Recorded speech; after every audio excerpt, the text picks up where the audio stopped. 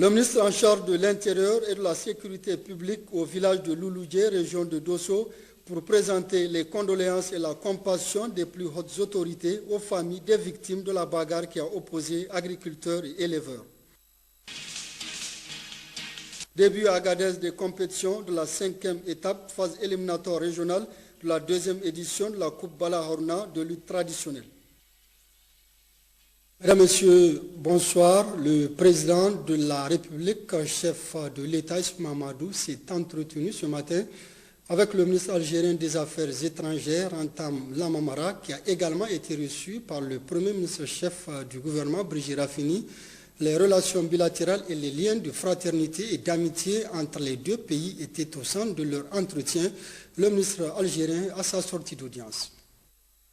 J'ai eu effectivement l'insigne privilège d'être reçu par son Excellence, Monsieur le Président de la République, auquel j'ai transmis un message verbal de son frère, son Excellence le Président Abdelaziz Bouteflika, un message d'amitié, de fraternité, de considération et d'estime personnelle.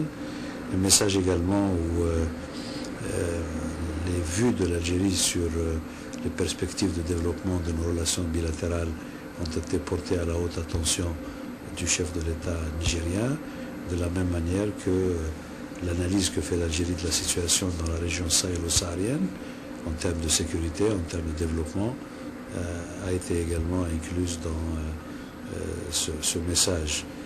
Les échanges ont été extrêmement enrichissants puisque ces échanges de vues et les remarques et idées développées par le président de la République ont porté sur un large éventail de questions d'intérêt commun, qu'il s'agisse précisément des perspectives de développement des relations bilatérales, qu'il s'agisse de la consolidation des réalisations enregistrées au Mali à la faveur de la libération du septentrion malien, du succès des élections présidentielles, ou qu'il s'agisse également de la problématique plus large de la lutte contre le terrorisme, contre le crime transnational, transfrontalier organisé, ou qu'il s'agisse évidemment de développement, parce que un certain nombre des enjeux, un certain nombre des défis que nous rencontrons aujourd'hui trouvent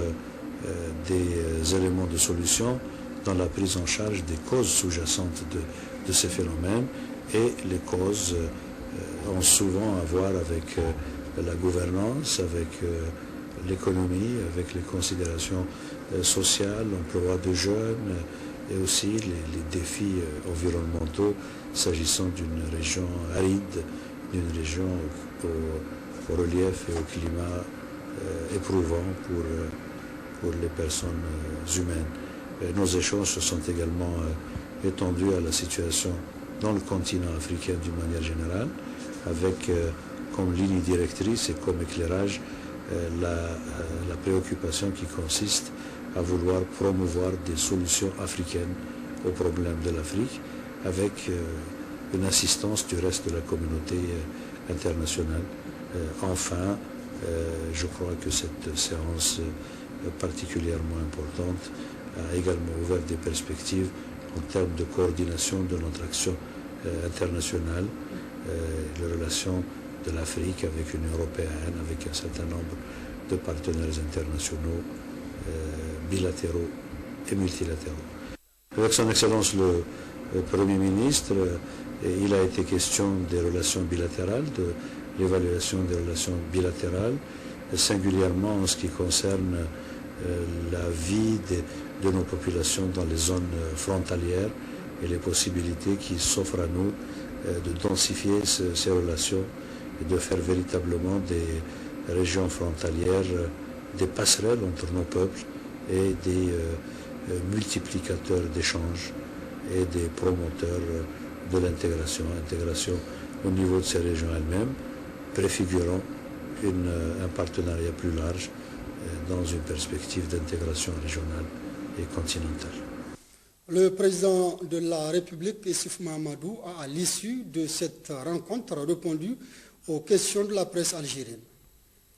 Je viens d'échanger avec le ministre des Affaires étrangères. Je constate et je note que sur toutes les grandes questions, l'Algérie et le Niger ont la même vision de ce qu'il faut faire pour la sous-région, pour stabiliser la sous-région, pour faire face aux menaces que je viens d'évoquer, afin de créer les conditions de la sécurité et de la paix pour nos populations, mais aussi afin de créer les conditions du développement de notre sous-région, puisqu'il y a cette liaison entre sécurité et développement. Il n'y a pas de développement sans sécurité et inversement. Donc nous sommes d'accord avec le ministre pour que des efforts soient faits, pour que nos moyens soient mutualisés, pour que nos efforts soient conjugués afin de créer les conditions de la sécurité, mais aussi afin de créer les conditions de développement de notre zone. À court terme, les problèmes sont strictement sécuritaires, mais à long terme, la solution à l'insécurité, c'est le développement. Et comment vous concevez le rôle de l'Algérie dans cette équation? L'Algérie a un rôle très très important. L'Algérie est un grand pays et dans la zone, nous avons par exemple sur le plan de la sécurité en commun une structure qu'on appelle le CEMOC, dont le siège est à Tamaracet, justement en Algérie. Nous pensons que l'Algérie a un rôle moteur à jouer dans la zone, non seulement sur le plan de la sécurité, mais sur les questions de développement. Nous avons des projets structurants, par exemple le gazoduc entre le Nigeria et l'Algérie pour exporter du gaz vers l'Europe qui doit traverser le Niger. Voilà le type de projet structurant que nous pouvons promouvoir ensemble et je pense que l'Algérie peut jouer un rôle très très important dans ce domaine. Le président de la République, chef de l'État, Issoufou Mahamadou, a participé du 24 au 25 octobre dernier, successivement à la 17e session ordinaire de la conférence des chefs d'État et de gouvernement de l'UEMOA et au sommet extraordinaire de la CEDEAO tenu à Dakar au Sénégal. Au terme des travaux de ces deux rencontres, le président de la République a rencontré la communauté nigérienne vivant au Sénégal. Le film complet de ce déplacement du chef de l'État avec nos envoyés spéciaux Hamsatou Mahamadou et Sani Issoufou.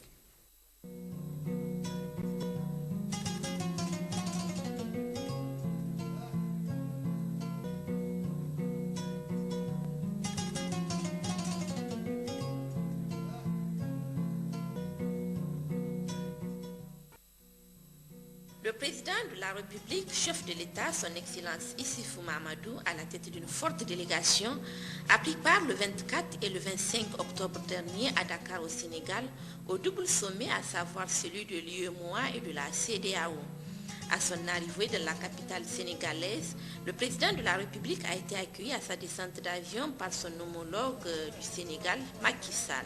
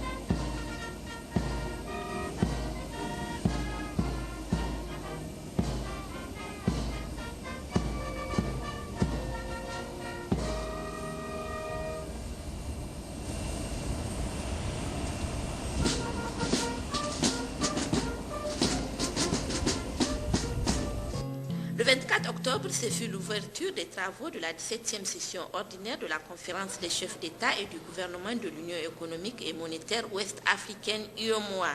Étaient présents à cette rencontre les 8 chefs d'État des pays membres, à savoir le Niger, le Togo, le Mali, la Guinée-Bissau, le Burkina Faso, le Bénin, la Côte d'Ivoire et le Sénégal.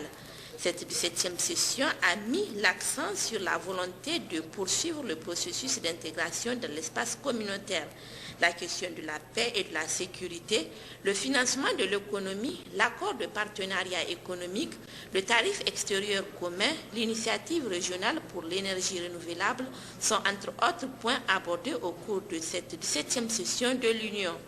L'ouverture des travaux de ce sommet a été sanctionnée par 3 allocutions. D'abord celle du président Macky Sall qui a souhaité la fraternelle bienvenue à ses hôtes. Il a rappelé qu'en 19 ans d'existence, l'UEMOA a tissé une solide expérience en matière de développement économique. Il a enfin rappelé que la paix et la sécurité sont des facteurs primordiaux pour l'atteinte des objectifs de l'Union.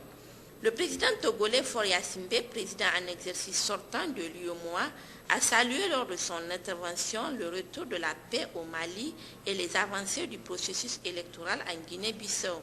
S'agissant de la question de l'insécurité alimentaire, il a affirmé que les remèdes doivent venir de tous les pays de l'Union. Il a par la même occasion félicité le président Issoufou Mahamadou pour avoir conduit avec succès le comité de haut niveau sur cette question. Les travaux de ce comité ont permis ainsi de définir les axes stratégiques de la relance de l'agriculture dans l'espace. Lors de notre dernière rencontre, les menaces à la sécurité alimentaire ont été au cœur de nos préoccupations. Des progrès ont certes été enregistrés, mais la sous-alimentation n'a pas encore disparu de notre Union.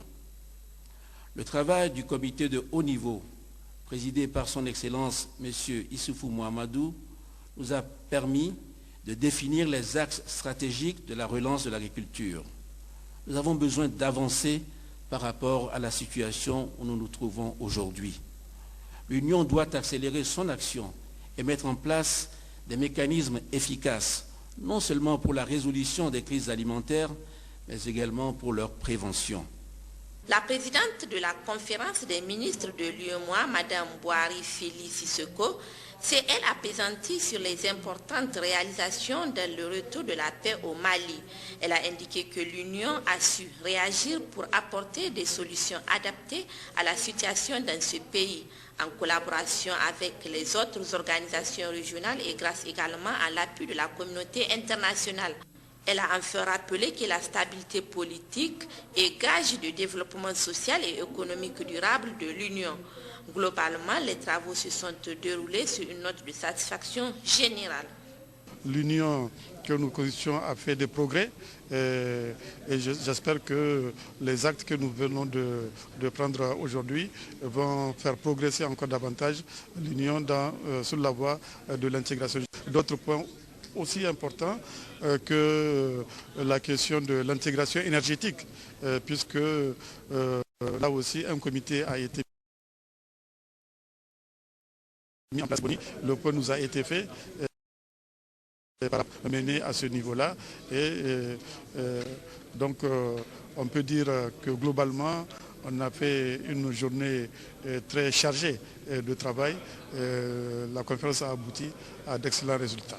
Ce qui s'est passé à Tessalit montre que c'est vrai que militairement les terroristes ont été vaincus, mais ils conservent encore des capacités de nuisance. Donc le combat pour la sécurisation de nos pays n'est pas terminé. C'est un combat de longue haleine.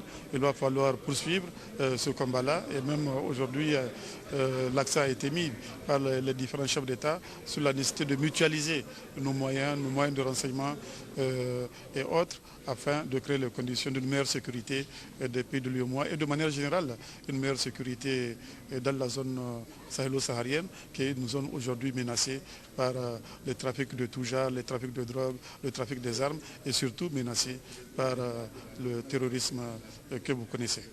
Au terme des travaux de cette 17e session ordinaire de la conférence des chefs d'État et de gouvernement de l'Union économique et monétaire ouest-africaine UEMOA, le président béninois Yahya Boni a succédé à Faure Gnassingbe à la présidence de l'Union. Aux côtés du peuple malien déterminé, nous sommes restés unis et solidaires face à l'épreuve, a déclaré le chef de l'État sénégalais lors de l'ouverture du sommet extraordinaire de la CEDEAO tenu le 25 octobre dernier, toujours à Dakar. Essentiellement consacrée au dossier économique de l'heure, cette session extraordinaire s'est penchée sur l'examen de la recommandation de la session ministérielle extraordinaire relative à la mise en place du tarif extérieur commun de la CEDEAO, la fixation du prélèvement communautaire, l'intégration et la négociation sur la conclusion d'un accord de partenariat économique avec l'Union européenne. Macky Sall a affirmé que cette rencontre est une étape importante dans la vie de l'organisation. Il a ensuite félicité le président malien pour son élection, tout en invitant l'ensemble des 16 pays de l'organisation à poursuivre les efforts pour maintenir la paix et la sécurité dans l'espace. Idée soutenue par le président en exercice de la CEDEAO, Alassane Ouattara, qui a invité l'ensemble de la communauté internationale à soutenir son organisation dans la lutte contre l'insécurité. Au terme des travaux de ce sommet extraordinaire, les chefs d'État et de gouvernement ont réaffirmé leur volonté politique pour la création d'une monnaie unique en Afrique de l'Ouest, a dit le président de la commission de la CEDEAO. Pour accélérer la mise en place de cette monnaie, l'Agence monétaire de l'Afrique de l'Ouest et l'Institut monétaire de l'Afrique de l'Ouest accompagneront les efforts des chefs d'État à assurer la feuille de route du dit programme. Le suivi de ces actions a été confié au président de la République du Niger, Issoufou Mahamadou, et son homologue du Ghana, John Dramani Mahama. Les chefs d'État et de gouvernement décident de confier le rôle d'impulsion et de suivi du processus de convergence monétaire à leurs excellences Mahamadou Issoufou, président de la République du Niger, et John Dramani Mahama, président de la République du Ghana. La conférence instruit le président de la Commission de prendre les mesures idoines en collaboration avec l'Agence monétaire de l'Afrique de l'Ouest et l'Institut monétaire de l'Afrique de l'Ouest pour accompagner les efforts des États et assurer la mise en œuvre diligente des activités de la feuille de route du programme de la monnaie unique de la CEDEAO. En marge des travaux de ce double sommet, le chef de l'État Issoufou Mahamadou a reçu en audience le cheikh Ahmed bin Saïed El Maktoum, président directeur général de l'Emirat Airlines et président de l'Expo 2020. Il a par la suite reçu la diaspora nigérienne, laquelle vit en symbiose et en parfaite harmonie selon l'ambassadeur Malami Hassan Chetima. Le président Issoufou a salué leur présence massive à la rencontre. Il les a félicités et encouragés pour leur comportement digne qui honore à plus d'un titre le Niger. Issoufou Mahamadou a annoncé à la diaspora que désormais elle peut voter à l'occasion des élections. Conformément à sa promesse, les Nigériens de l'extérieur auront un député à l'Assemblée nationale et les conditions seront créées pour qu'ils participent à la vie économique du pays. Il a ensuite indiqué que le programme du gouvernement fixé en 8 points prioritaires sont en train d'être exécutés avec succès, notamment dans le domaine de la sécurité, de la stabilité des institutions démocratiques, de l'accès à l'eau potable, de la création d'emplois pour les jeunes de l'initiative 3M, des infrastructures, de l'éducation et de la santé. Ces résultats ont épaté nos ressortissants qui ont applaudi ces efforts enregistrés en un temps record. Au terme de cette rencontre avec la diaspora, le président Issoufou a quitté Dakar pour Niamey sur une note de satisfaction générale.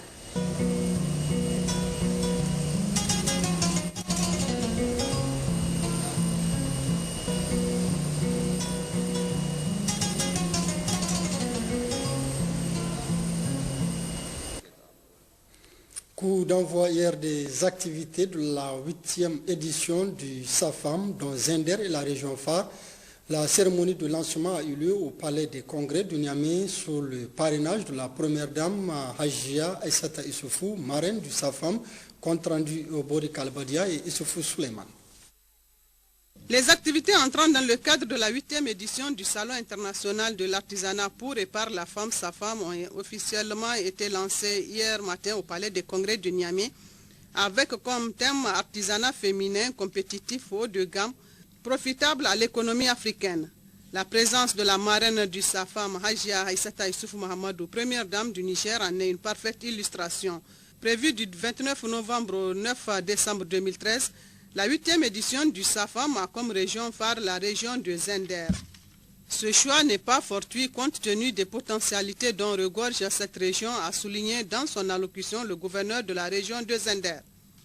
La ministre de la Population, de la Promotion de la Femme et de la Protection de l'Enfant apporte sa pierre à l'édifice national en mobilisant les femmes en général et les artisans en particulier en vue de démontrer leur talent inestimable. Pour la ministre du Tourisme et de l'Artisanat, Mme Yahya Baré Hawa Abdou, la femme artisane joue un rôle déterminant dans l'économie nationale, avec Zender comme région phare, première capitale du Niger, qui regorge d'énormes potentialités dans le secteur de l'artisanat. Excellence, Madame la Première Dame, Mesdames, Messieurs, 2 années se sont écoulées depuis la tenue de la 7e édition. La 8e édition qui s'annonce et dont les préparatifs sont en cours avec Zender comme région phare est placée sous le thème « Artisanat féminin haut de gamme, compétitif et profitable à l'économie africaine ». Elle aura lieu, Inch'Allah, du 29 novembre au 9 décembre 2013 au palais du 29 juillet de Niamey. Aussi, l'opportunité est-elle offerte à la région du Zender, le Damagaram légendaire, dont la Gouloire a nourri le passé radieux du Niger, d'exhiber et de valoriser ses potentialités artisanales, artistiques et culturelles pendant 10 jours que durera la manifestation. C'est dire qu'au-delà des produits de l'artisanat d'art habituellement exposés, l'artisanat utilitaire qui fait la renommée de Zender sera également au rendez-vous. Nous escomptons accueillir à cette 8e édition une trentaine de pays et plus de 1000 exposants, dont 60% des femmes. Avec l'engagement personnel de la première dame Aïssata Issoufou Mahamadou, marraine du SAFAM, qui n'a ménagé aucun effort pour insuffler une dynamique nouvelle non seulement au SAFAM mais à l'artisanat nigérien en général, cette 8e édition sera sans nul doute une réussite totale. Excellence, Madame la Première Dame, vous avez toujours œuvré à l'avènement d'un artisanat de qualité, artisanat haut de gamme, contribuant au développement économique et à la promotion de l'image de marque de notre pays. Excellence, Madame la Première Dame, Mesdames et Messieurs, le SAFEM est une des actions concrètes et permanentes initiées dans le cadre de la mise en œuvre de la politique nationale de développement de l'artisanat au Niger. En effet, il s'agit pour les autorités de la 7e République, à travers cette orientation, de mettre en place un cadre favorable à l'amélioration des conditions de vie des couches sociales actives, mais économiquement faibles, comprenant principalement les femmes. Ces femmes artisanes seront encouragées par des mesures appropriées, négociées par elles, telles que clairement ressorties dans le programme de renaissance du Niger de son Excellence M. Issoufou Mahamadou, président de la République, chef de l'État. De même, la déclaration de politique générale de son Excellence M. Birji Rafini, Premier ministre chef du gouvernement, adoptée le 16 juin 2011, prévoit un soutien consistant au SAFEM pour en faire une référence internationale. Au fil de son évolution, le SAFEM a acquis une notoriété internationale qui est allée crescendo, tant l'engouement suscité auprès de plusieurs pays africains est grandissant. Rendez-vous est donc pris, Inch'Allah, le 29 novembre 2013 afin de découvrir les merveilles de la région phare Zender en particulier et de toutes les régions du Niger en général.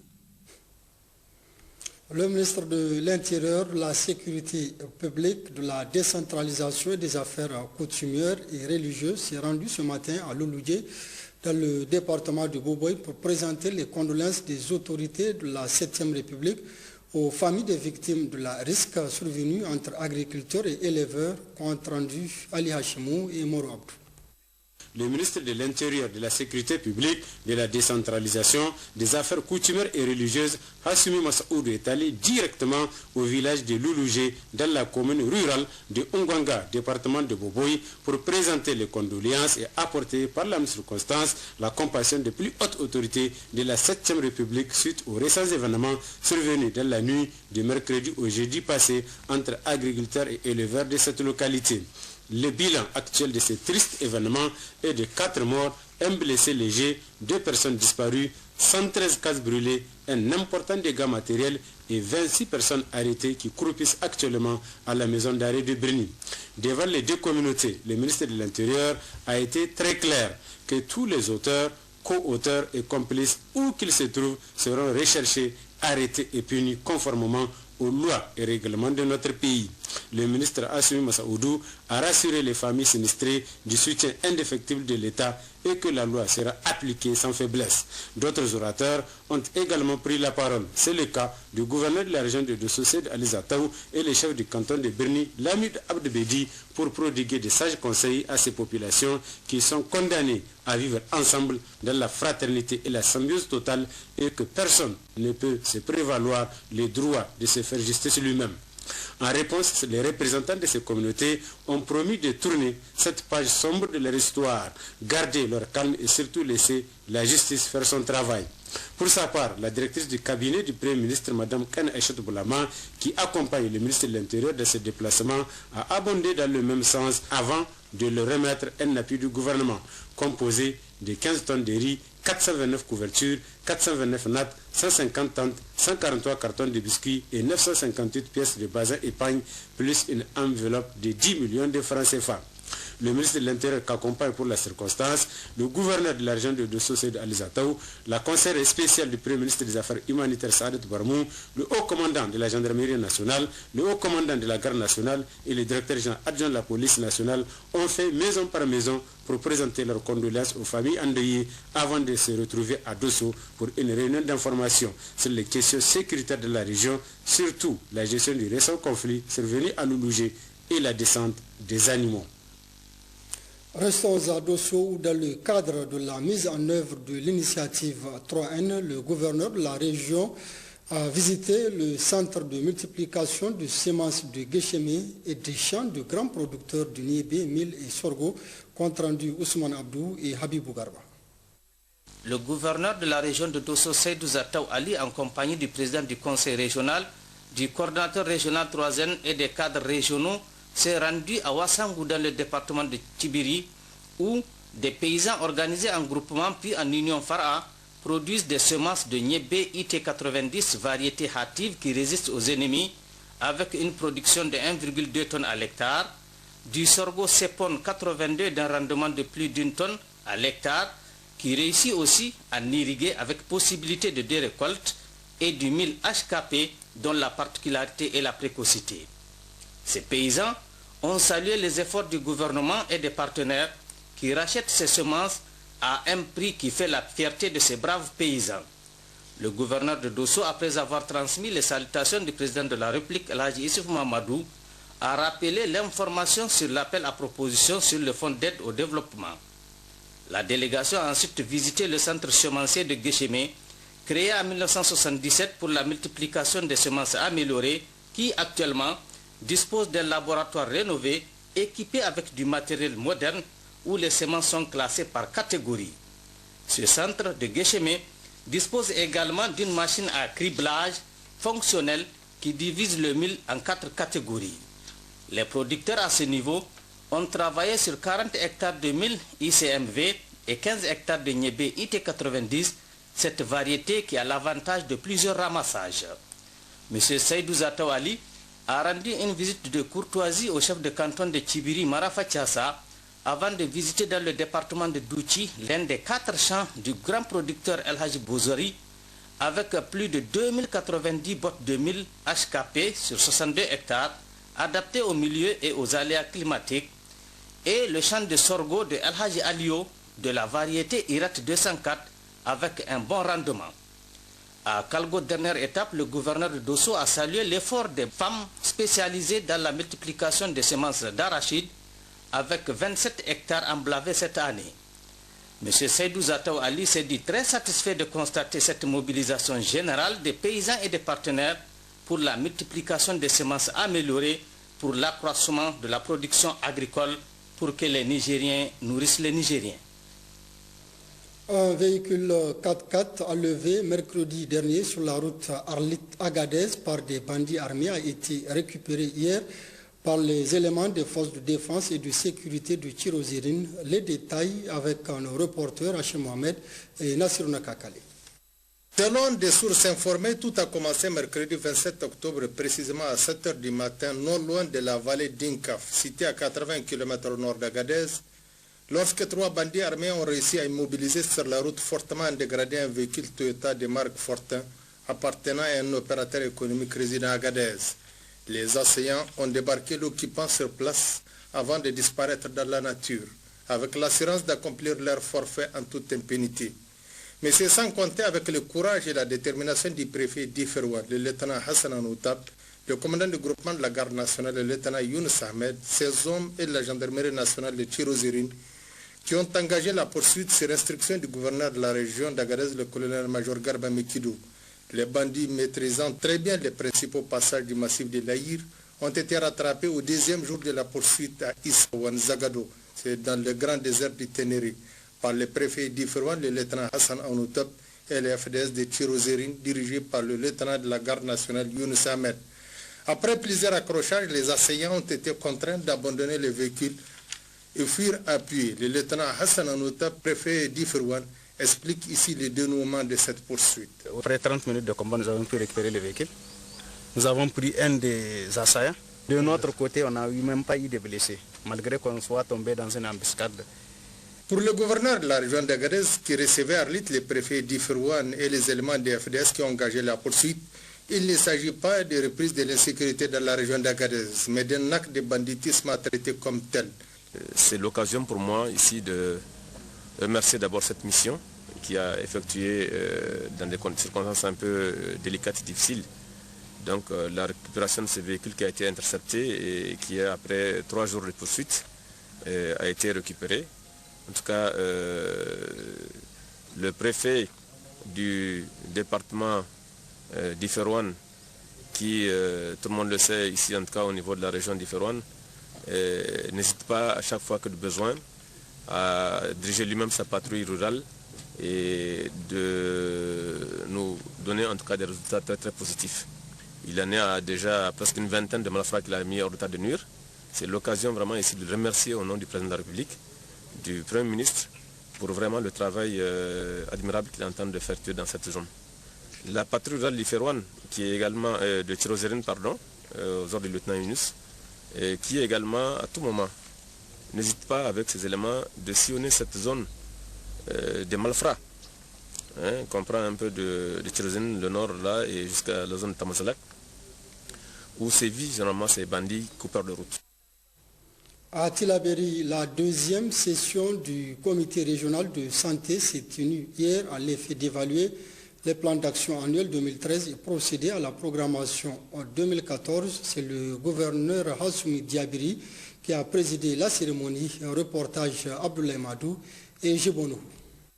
Dans le cadre de la santé, les partenaires techniques et financiers, les représentants des communautés, autorités administratives et coutumières et les élus locaux permettra de juger les efforts fournis par les services de santé et leurs partenaires pour l'année 2013 et des orientations à donner aux besoins pour les mois à venir. Aussi, 3 jours durant, les participants ont passé en revue les différents plans d'action afin d'identifier les forces et faiblesses dans la conduite des activités. À l'ouverture des travaux, le gouverneur de la région de Tillabéri s'est réjoui de la tenue de cette rencontre qui permettra d'apprécier les performances de chaque district sanitaire en rapport avec les objectifs fixés afin d'agir en conséquence pour la nouvelle année qui pointe à l'horizon. Hassoumi Diabiri devait ensuite s'appesantir sur la politique sanitaire du Niger et les efforts déployés par les autorités de la 7e République en vue de réduire le fossé entre les besoins toujours croissants et les ressources limitées à travers des initiatives efficaces et appropriées. Ces assises des cadres de la santé étant une opportunité supplémentaire pour les autres acteurs d'être davantage imprégnés des réalités en matière de santé des entités, le gouverneur de la région de Tillabéri a invité les participants à apporter des critiques objectives et constructives afin d'identifier les problèmes et obstacles à la réalisation des activités et proposer des solutions à même de résoudre ces problèmes. Hassoumi Diabiri a salué la présence constante des partenaires au développement qui ne cessent d'apporter leur concours au secteur de la santé, permettant ainsi d'assurer des services et des soins dans un environnement de qualité. Auparavant, le secrétaire général de la commune urbaine de Tillabéri et le chef de file des partenaires techniques et financiers de la santé pour la région de Tillabéri ont salué la tenue de cette deuxième session du comité régional de santé.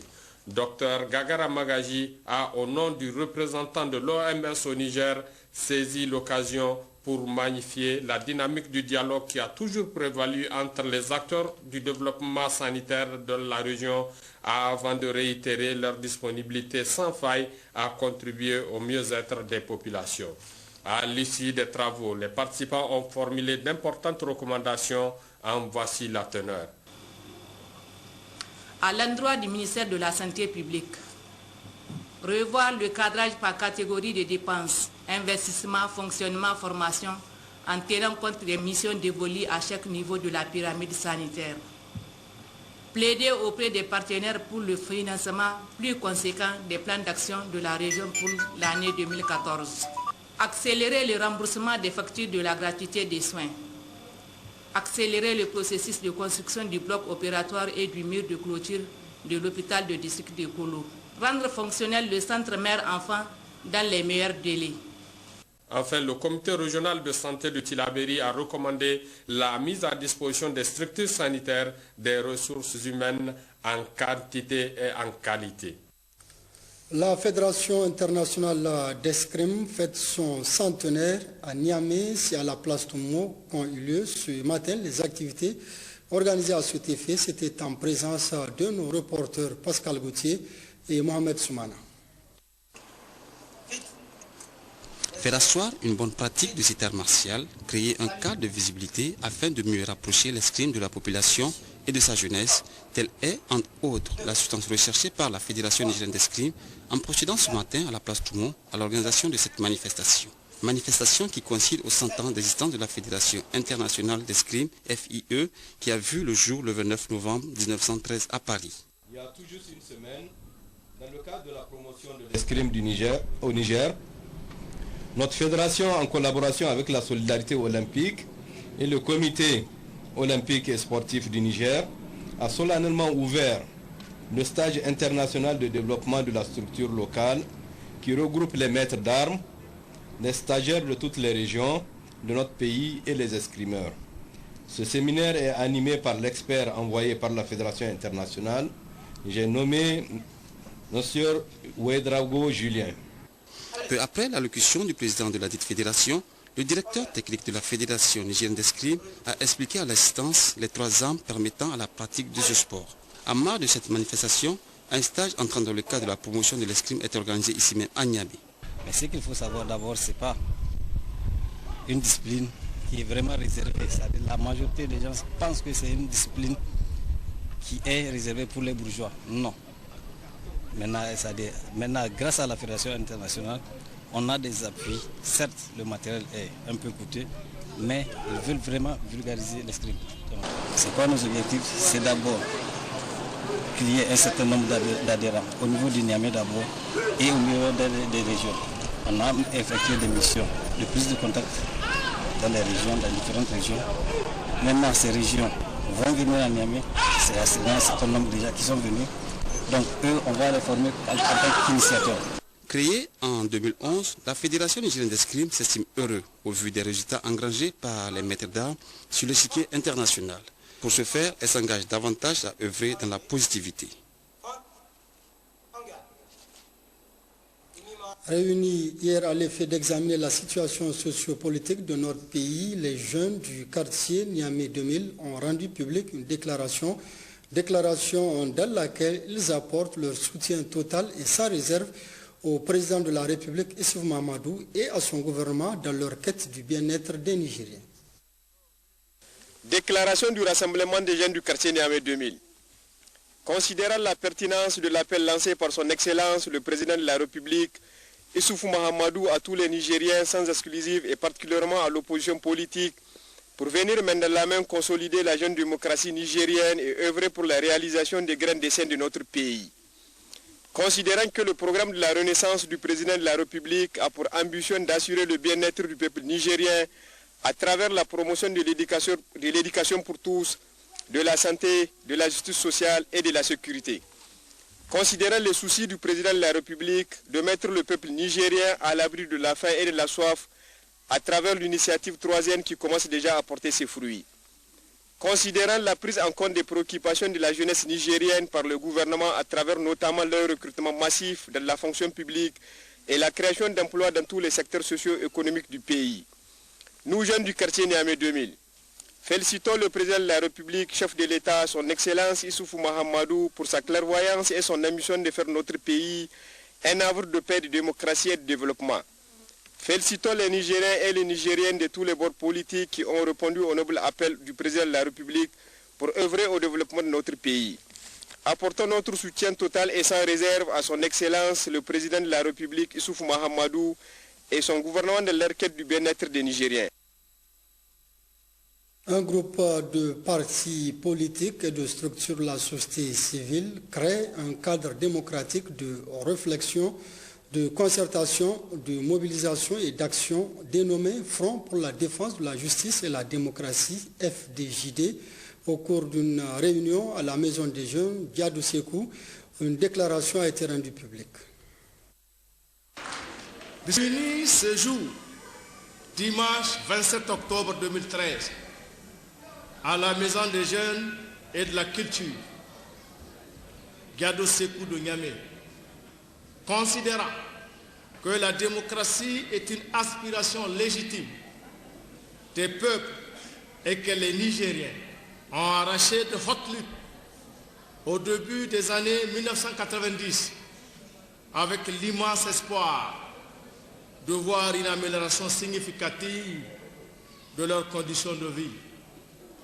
Profondément attachés aux valeurs démocratiques et au cadre républicain de l'État, convaincus de la nécessité de préserver le cadre démocratique encore fragile au Niger, déterminés à œuvrer pour la consolidation de l'État de droit et la promotion du développement économique, social et culturel du Niger, soucieux d'œuvrer ensemble pour l'unité nationale, la paix, la stabilité, la quiétude sociale et le rayonnement du Niger sur la scène internationale. 1.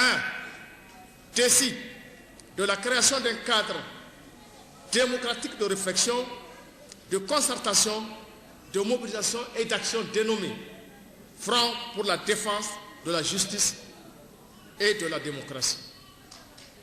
FDJD invite les patriotes et les démocrates sincères, soucieux de l'avenir de ce pays, à se joindre au FDJD afin d'œuvrer pour la sauvegarde de la démocratie et de la justice et de la paix.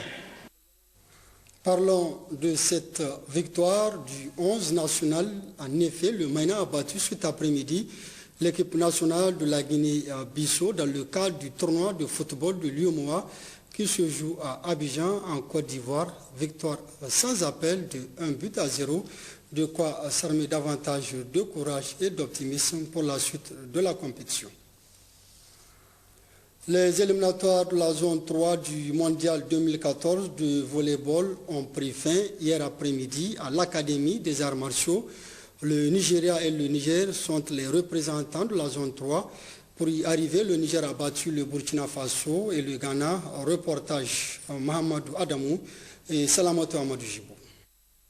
Le Niger passe le cap des éliminatoires zonales du Mondial 2014 de volleyball. En effet, après 3 jours où le Nigeria, le Ghana, le Burkina Faso et le Niger, pays hôte de cette rencontre, se sont mesurés, c'est le Nigeria et le Niger qui vont représenter la zone 3. Le match était assez difficile parce qu'il y avait la pression. Il y avait la pression pour la réussite. C'était mis la pression, on était obligé de satisfaire notre public, nos dirigeants, notre ministère qui s'est mis derrière nous pour nous pousser. Heureusement, ça s'est passé bien, si je peux le dire. Mais ce n'était pas une tâche facile parce que l'adversaire en face était vraiment coriace. Le MENA passe en battant difficilement une équipe du Ghana très en forme.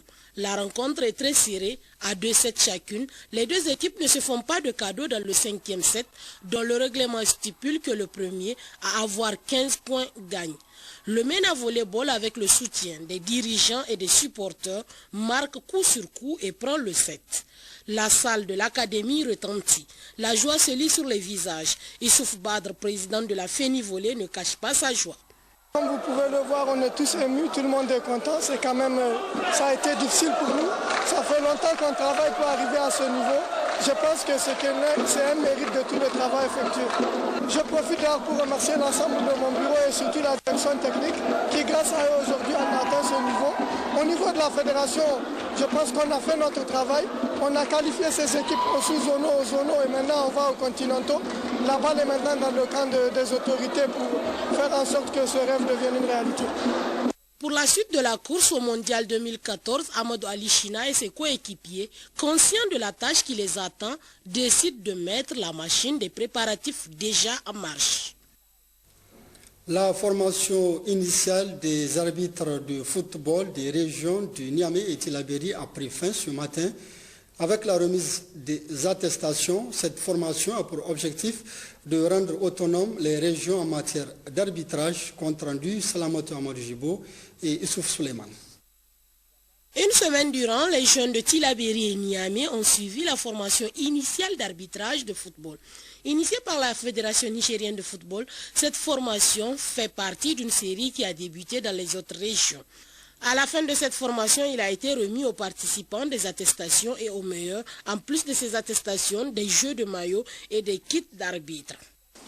Je voudrais, au nom du président de la Fédération nigérienne de football, remercier très sincèrement vos instructeurs qui, durant toute une semaine, n'ont ménagé aucun effort pour mettre à votre disposition le savoir et le savoir-faire en matière d'arbitrage. Quant à vous, chers stagiaires, je ne doute point quant à vos capacités à mettre en œuvre toutes les connaissances que vous avez acquises. Sachez que c'est un métier ingrat, l'arbitrage, mais noble. La Fédération nigérienne de football compte beaucoup sur vous pour un meilleur développement de notre football. Le représentant du ministre en charge des sports s'est réjoui d'une telle initiative qui assurément va aider le football nigérien à se développer. Ce stage-là a déjà concerné certaines régions du Niger et d'autres régions suivront après. À l'endroit des stagiaires, je pense que vous avez choisi un métier très noble qui est l'arbitrage. Cette formation initiale d'arbitrage, qui n'est pas la première, va se poursuivre dans les autres régions. Agadez constitue la 5e étape de la phase éliminatoire régionale de la 2e édition de la Coupe Bala Harouna. Vous l'avez compris, il s'agit de la lutte traditionnelle. Il s'agit également de la partie magazine de cette édition. Le résumé de la première journée avec Issouf Kodo. Très bonne réception et bonne soirée à tous. Mesdames, Messieurs, bonsoir. Coucou, nous revoici pour la 5e étape, celle de la capitale de l'Aïr, bien entendu, Agadez, plus précisément dans l'ancêtre de l'arène Aboubakar Jibo. Vous l'aviez connu, peut-être oui, peut-être non, il n'est plus de ce monde hélas, mais les héros ne meurent jamais. Les archives sont formelles. Il y a 26 ans de cela, mais Tibi, c'était son surnom, et à cette époque, terrasser l'Angalanga de Zander, c'était presque le domaine de l'impossible. Et Aboubakar a réussi, d'où cette notoriété depuis lors. Suivez plutôt. Aboubakar Jibo Gogakai. Amma akwai silma yau. Amada? To, an dai fara da haida hanke ana jinjina. Wannan ne ga bai gogo faru. Bai go faru. Abubakar langa-langa mugu Abubakar Jibo ta hankali. Kowa dai shakkar kowa yake. Saboda duk larin su kowane ya san gefen da baya da daɗi na dan uwansa. Saboda haka kowane ke kiyayewar kar wancan gehen da bai mai daɗi ya same shi. Ilko makagorai. A ito kyarga. Abubakar Jibo ninga kamba danga langa bongodi. Ana langa sambu. Ai su ana langa sai. Ya gama langa ko mun ci dai ba ai ba. Sai samu kawai langa ya gaba sama. Abubakar Jibo ya zuba langa da ran. kwan 35 kai wallahi na langa langa zirbo mai na sambu zirko sanda dai langa langa si ai ne za fure mo ni bai ki ni sai insha Allah mallanga langa mu bondi ai sa bai da agoga gaba ko to gor korfo bo kai ga bondi ai ki ni sai ha insha Allah langa langa man ka da langa langa tare mu gora ba wallahi man ka jama'a marguri. Oui, c'était Feu Aboubakar Jibo, rappelé à Dieu il y a de cela 16 ans. Et ces images datent de 1987, c'était la coupe ORTN.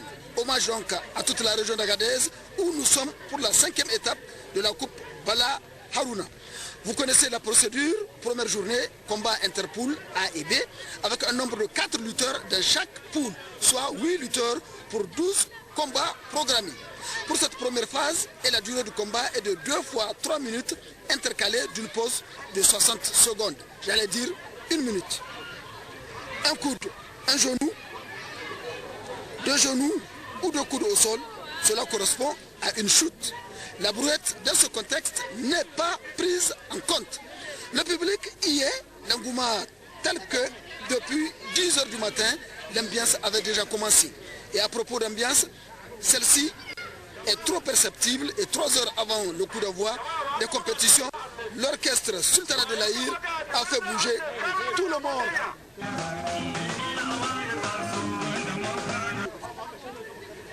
Alors, de la culture à la lutte, il n'y a qu'un seul pas à esquisser pour nous retrouver dans l'ère de combat avec les 8 lutteurs en lice, scindés en 2 groupes. Groupe A, Maman Sabo Baba, Salisu Ouza, Nakongo Jika Salmei et Maman Issa, ils sont tous en rouge. Groupe B, en blanc, Asman Ouma, Chebou Kabirou, Jambouhou Abdou et Sedou Oudawa. Plus les 2 ambassadeurs, Yacouba Adamou et Ali Osallo. Sans plus tarder, voyons le premier combat, Maman Sabo Baba en rouge, à gauche de votre écran, contre Salisu Ouza en bleu, bien entendu. 2 fois Salisu a tenté un ramassement de jambes, mais rapidement, Sabo contre-attaque, percussion, enchaînement, ramassement de jambes, et ça n'est fini. Deuxième combat, Nakango Jika Salmei en rouge, pour les formalités, avec le juge arbitre, contre le vieux briscard Maman Issa en bleu. Et 30 au corps, mutuel, au niveau des coups, puis le Congo tente une expérience, ça ne marche pas, du moins pour la première fois. Et la deuxième fois, elle va être la bonne, vous allez voir, percussion basse avec la tête et ramassement collectif, Maman Issa se trouve avec ventre à l'air. Troisième combat, Ousmane Ouma en rouge, cherchant à ajuster sa ceinture rouge avec un bleu dominant. Voilà, c'est pas bien visible. Ah oui, cette fois-ci, ça se remarque. La rouge, elle est bien placée. Et Chebou Kabirou en bleu. Chebou Kabirou, plus entreprenant, dans une mauvaise posture, mais curieusement, l'effet contraire se produit. Chebou Kabirou riposte et percute l'adversaire. Quatrième combat, Jambouhou. Ah oui, Jambouhou, centre rouge, c'est normal, avec l'arbitre. Et c'est Dan Oudawa en bleu, ici, dos à la caméra. Dan Oudawa saisit menotte, la moitié du corps, torsion est arrachée. Jambouhou est vaincu. Cinquième combat, Mahaman Sambobaba en rouge contre Maman Issa en bleu à gauche. Beaucoup plus prudent, Maman Issa, déjà défait lors de son premier combat. Ainsi préfère-t-il d'être à la défensive, laissant venir l'adversaire. D'où ce manque d'action. Finalement, vers la fin du round, Maman Issa eut l'opportunité de saisir et de faire décoller la jambe de Sambo, mais sans y parvenir. On revient, Maman Issa plus responsable, mais dans sa fougue, Sambo le cueille comme un fruit mûr. Sixième combat, Salisu Ouza en rouge contre Nakango Jikan Salmei. Salisu Ouza face à la caméra.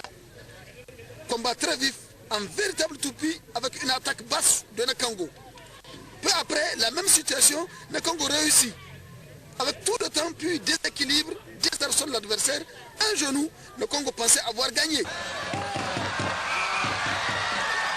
Il n'y a pas chute. Le combat continue. Pris au dépourvu, celui qui chantait tout à l'heure, des chantes. Le Congo est curieusement vaincu. 7e combat, Ousmane Ouma à rouge contre un Oudawa en bleu. Un Oudawa cherche avec une double clé SL, une torsion, mais Ousmane a un gabarit le mettant à l'abri d'une telle situation. Et un Oudawa semble privilégier ce module. Une fois, 2 fois de suite, mais sans succès, jusqu'à la fin du premier round. On revient toujours, Sedou attaque, cherchant la clé, et toujours Ousmane dévie le piège. Une situation permettant à l'arbitre d'avertir Ousmane pour non-combativité. Et cet avertissement galvanise un Oudawa à redoubler d'efforts pour maintenir le cap jusqu'à la fin du combat. Combat donc par décision, un Oudawa vainqueur.